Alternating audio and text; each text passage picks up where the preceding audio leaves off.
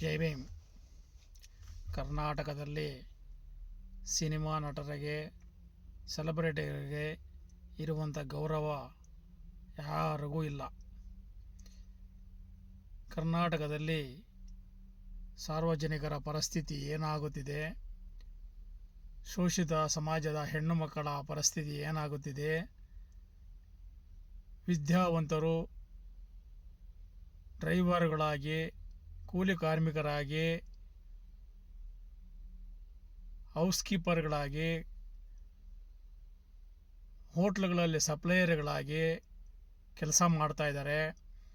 ಅದರ ಬಗ್ಗೆ ಧ್ವನಿ ಎತ್ತೋದು ಬಿಟ್ಟು ಕರ್ನಾಟಕದ ಜನ ಒಬ್ಬ ಸೆಲೆಬ್ರಿಟಿ ಬಗ್ಗೆ ಮಾತನಾಡುವುದು, ಅವರನ್ನು ಎತ್ತಿ ಮೆರೆಸುವುದು ಹಾಗೂ ಚುನಾವಣೆಗಳಲ್ಲಿ ರಾಜಕೀಯ ವ್ಯಕ್ತಿಗಳನ್ನು ಎತ್ತಿ ಮೆರೆಸುವುದು, ಈ ದೇಶದ ಪರಿಸ್ಥಿತಿ ಏನಾಗುತ್ತಿದೆ ಎಂಬುದನ್ನು ಅರಿವೇ ಇಲ್ಲದೆ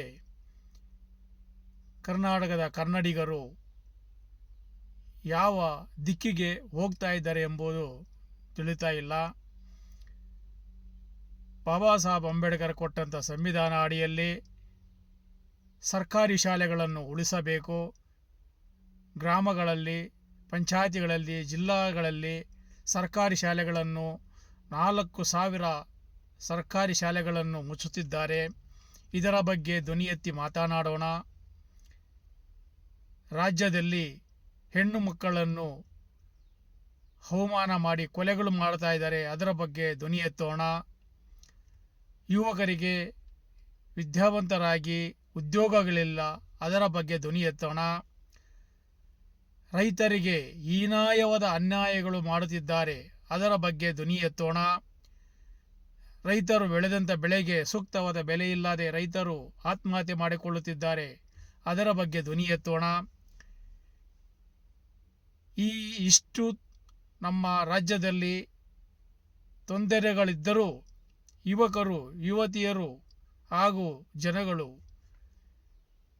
ಸಿನಿಮಾ ಸೆಲೆಬ್ರಿಟಿಗಳಿಗೋಸ್ಕರ ತಮ್ಮ ಜೀವನಗಳನ್ನೇ ಮುಡಿಪಾಗಿಟ್ಟು ಹೋರಾಡುತ್ತಿದ್ದರೆ ಮುಂದಿನ ಪೀಳಿಗೆ ಯಾವ ರೀತಿ ಬದುಕಬೇಕೆಂಬುದು ಅರಿವೇ ಇಲ್ಲದೆ, ಯಾವ ದಿಕ್ಕಿಗೆ ನಾವು ಹೋಗ್ತಾ ಇದ್ದೀರೆಂಬ ಅರಿವೇ ಇಲ್ಲದೆ, ಮುಂದಿನ ನಮ್ಮ ಮಕ್ಕಳ ಜೀವನ ಏನಾಗಬೇಕೆಂಬ ಅರಿವೇ ಇಲ್ಲದೆ, ನಮ್ಮ ಕುಟುಂಬಗಳ ಜೀವನ ನಾವು ಹೇಗೆ ಬದುಕಬೇಕೆಂಬುದು ಅರಿವೇ ಇಲ್ಲದೆ ಇಷ್ಟೊಂದು ಹುಚ್ಚರು ಥರ ಕುಣಿಯೋದು ಏನಿದರ ಅರ್ಥ?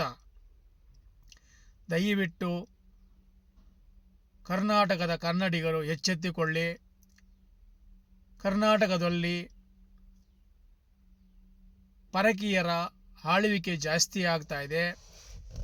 ಯಾವುದೇ ಬ್ಯಾಂಕಲ್ಲಿ ಹೋದರೂ ಪರಕೀಯರ ಹಾವಳಿಯೇ ಹೆಚ್ಚಾಗಿದೆ. ಕನ್ನಡಿಗರಿಗೆ ಉದ್ಯೋಗ ಇಲ್ಲ. ಯಾವುದೇ ಸರ್ಕಾರಿ ಕಚೇರಿಗಳಲ್ಲಿ ನೋಡಿದರೂ ಭ್ರಷ್ಟಾಚಾರ, ಅವ್ಯವಹಾರ, ಶೋಷಿತ ಸಮಾಜಗಳ ಜಮೀನುಗಳು ಕಬಳಿಸಿಕೊಂಡು ಶೋಷಿತ ಸಮಾಜವನ್ನು ತುಳಿಯುವಂಥ ಕೆಲಸಗಳು ಮಾಡುತ್ತಿದ್ದಾರೆ. ಇದರ ಬಗ್ಗೆ ಧ್ವನಿ ಎತ್ತಿ, ಇದರ ಬಗ್ಗೆ ಅರಿವು ಮೂಡಿಸುವಂಥ ಕಾರ್ಯಕ್ರಮಗಳನ್ನು ಹಾಕಿಕೊಂಡು ರಾಜ್ಯವನ್ನು ಕಟ್ಟುವಂಥ ನಿಟ್ಟಿನಲ್ಲಿ ಸಾರ್ವಜನಿಕರು ಹೋಗಬೇಕೆಂದು ಮನವಿ ಮಾಡಿಕೊಳ್ಳುತ್ತಾ, ಚುನಾವಣೆಗಳಲ್ಲಿ ನಾವು ಯಾವ ಪಕ್ಷಕ್ಕೆ, ಯಾವ ವ್ಯಕ್ತಿಗೆ ವೋಟ್ ಹಾಕಿದರೆ ನಮ್ಮ ದೇಶ, ರಾಜ್ಯ, ನಾಡು, ನಾವು ಎಲ್ಲ ಸುಭಿಕ್ಷೆ ಇರುತ್ತೆ ಎಂಬ ಒಂದು ಮಾರ್ಗಸೂಚನೆಯನ್ನು ಕೊಡುವುದರಲ್ಲಿ ಈ ರೀತಿ ಕರ್ನಾಟಕದಲ್ಲಿ ಹೇಳುತ್ತಾ ಹೋದರೆ ಎಷ್ಟೋ ತೊಂದರೆಗಳಿವೆ.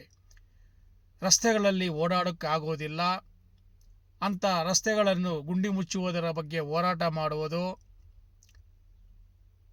ಮಕ್ಕಳಿಗೆ, ಶೋಷಿತ ಸಮಾಜದ ಮಕ್ಕಳಿಗೆ, ರೈತರ ಮಕ್ಕಳಿಗೆ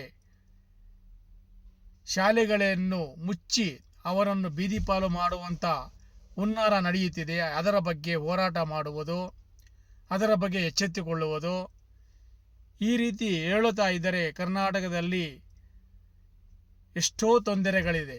ಆದರೆ ಕನ್ನಡಿಗರು ಎಚ್ಚೆತ್ತುಕೊಳ್ಳದೆ ಬರೀ ಸಿನಿಮಾ ನಟರು, ಸೆಲೆಬ್ರಿಟಿಗಳು,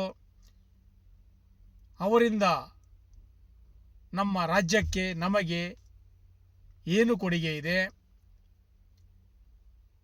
ಸ್ವಲ್ಪ ಆದರೂ ಅರ್ಥ ಮಾಡಿಕೊಳ್ಳಿ ಯುವಕರು, ಯುವತಿಯರು, ಹಾಗೂ ಮುಂದಿನ ಪೀಳಿಗೆ ಯಾವ ರೀತಿ ನಾವು ಬದುಕುವುದನ್ನು ಅರ್ಥ ಮಾಡಿಕೊಳ್ಳಿ. ಬಾಬಾ ಸಾಹೇಬ್ ಅಂಬೇಡ್ಕರ್ ಕೊಟ್ಟಂಥ ಸಂವಿಧಾನ ಅಡಿಯಲ್ಲಿ ತೆಗೆದಂಥ ಶಾಲೆಗಳು, ಬ್ಯಾಂಕುಗಳು ಕರ್ನಾಟಕದಲ್ಲಿ ದಿವಾಳಿ ಆಗುತ್ತಿದ್ದಾವೆ. ಸರ್ಕಾರಿ ಕಾರ್ಖಾನೆಗಳು ಪ್ರೈವೇಟರಿಗೆ ಮಾರಿ ದೇಶದ ಸಂಪತ್ತನ್ನು ಕೊಳ್ಳೆ ಹೊಡೆಯುತ್ತಿದ್ದಾರೆ. ಇದರ ಬಗ್ಗೆ ಧ್ವನಿ ಎತ್ತಿ, ಇದರ ಬಗ್ಗೆ ಹೋರಾಟ ಮಾಡಿ, ಇದರ ಬಗ್ಗೆ ಸರ್ಕಾರಕ್ಕೆ ಮನವರಿಕೆ ಮಾಡಿಕೊಡಿ. ಸರ್ಕಾರದಿಂದ ನಮಗೆ ಏನು ಅನ್ಯಾಯ ಆಗುತ್ತಿದೆ ಎಂಬುದರಲ್ಲಿ ಸೂಕ್ತವಾಗಿ ಪರಿಶೀಲಿಸಿ ನಾವು ಹೇಗೆ ನಡೆದುಕೊಳ್ಳಬೇಕೆಂಬುದನ್ನು ಸಾರ್ವಜನಿಕರಿಗೆ ಮನವರಿಕೆ ಮಾಡಿಕೊಡಿ. ಇದೆಲ್ಲ ಇಷ್ಟನ್ನು ಬಿಟ್ಟು ನೀವು ಬರೀ ಸೆಲೆಬ್ರಿಟಿಗಳಿಗೋಸ್ಕರ ಜಿಲ್ಲಾ, ತಾಲೂಕು, ಗ್ರಾಮ ಪಂಚಾಯತಿಗಳಲ್ಲಿ ಮೆರೆಯುತ್ತಿದ್ದೀರಿ. ದಯವಿಟ್ಟು ಇಂತಹ ನಮಗಾಗುತ್ತಿರುವ ಅನ್ಯಾಯಗಳ ಬಗ್ಗೆ ಧ್ವನಿ ಎತ್ತಿ ನಮ್ಮ ಮುಂದಿನ ಪೀಳಿಗೆ ನ್ಯಾಯ ನೀತಿಯಿಂದ ಬದುಕುವಂತೆ ಎಚ್ಚರಿಕೆಯಿಂದ ನಡೆಯುವಂಥ ಕಾರ್ಯಕ್ರಮಗಳನ್ನು ಮಾಡಿಕೊಳ್ಳಿ. ದಯವಿಟ್ಟು ನಾನೇನಾದರೂ ಮಾತಲ್ಲಿ ತಪ್ಪಿದ್ದರೆ ತಿದ್ದಿಕೊಳ್ಳಲು ಅವಕಾಶ ಕೊಡಿ. ನಾನು ಕೇಳಿರುವ ಮಾತುಗಳಲ್ಲಿ ನಿಮಗೆ ಮನಸ್ಸಿಗೆ ನೋವಾಗಿದ್ದರೆ ಕ್ಷಮೆ ಇರಲಿ. ನಾನು ಹೇಳಿರುವ ಮಾತುಗಳು ಸರಿಯಾಗಿದ್ದರೆ ಇದರ ಬಗ್ಗೆ ಧ್ವನಿ ಎತ್ತಿ ಮಾತನಾಡಿ. ಜೈ ಭೀಮ್, ಜೈ ಬುದ್ಧಾಯ, ಜೈ ಬಸವಣ್ಣ, ಜೈ ಜೈ ಭೀಮ್.